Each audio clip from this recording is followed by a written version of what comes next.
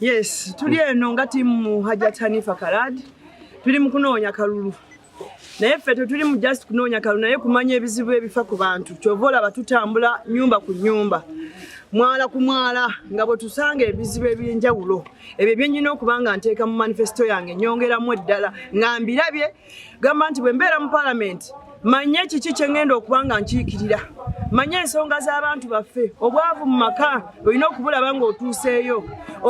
Emyala nga bwe mugiraba olina okugimanya ng'otuuseeyo. Abantu baffe kasasiro mulaba wenna we tuyita.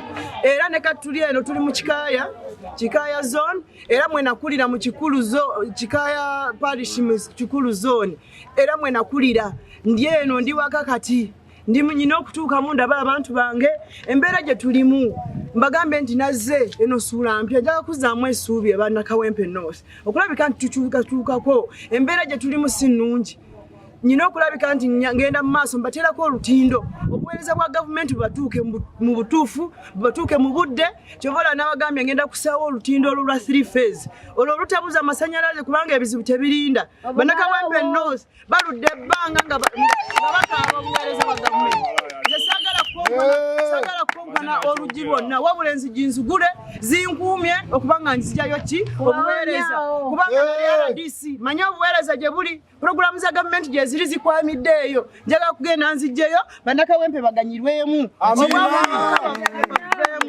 tuli eno tuli mu Kikaaya tukwoye naye tukyatambula mutya tugenda mu maaso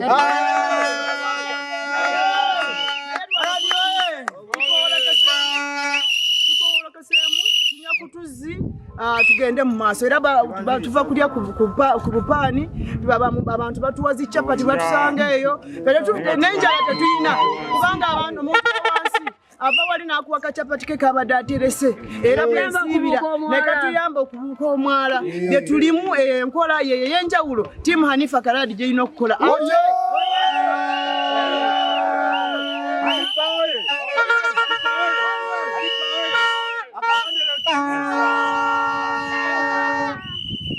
bwayise wano tugenda okubanga ate tubuuga buli wamu naye tutuukayo enkola y'emu era bakoordinators be bwayise wano mwetegeke tujja mu bungi tugenda okujja tulabike nti mutulaga ebizibu ku bizibu tulabe engeri gye tugenda mu maaso ennaku z'omwezi 13 Kawempe bamanye ekyokukola baagala kutiikinga ssaawa nti bwe buno obudde Kawempe North okufuna enkyukakyuka.